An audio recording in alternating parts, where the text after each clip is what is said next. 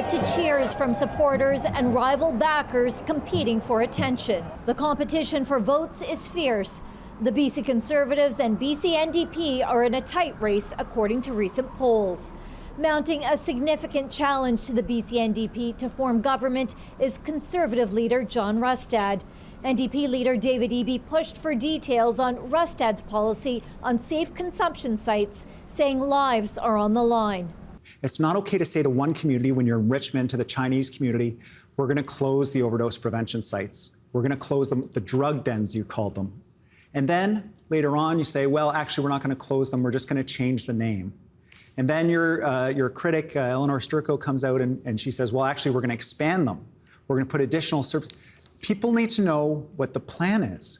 BC Conservative leader John Rustad was critical of the way the BC NDP government has handled the toxic drug crisis, pointing to a lack of treatment services. This person died from an overdose. This is the British Columbia that David Eby has created. Tent cities are growing all over the place. We have a crisis in healthcare. We've got a crisis in affordability. We've got a crisis in housing.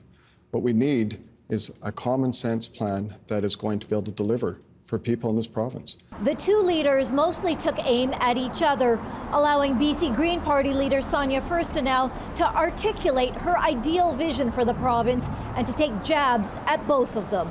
Of the largest, probably most violent hurricane lining up off the coast of Florida, and we have two leaders retreating from climate action in this province.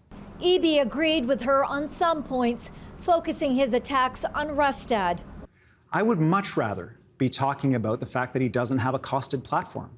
The exchanges became tense as Eby accused Rustad of being anti-vaccine. The reality is I'm triple vaccinated.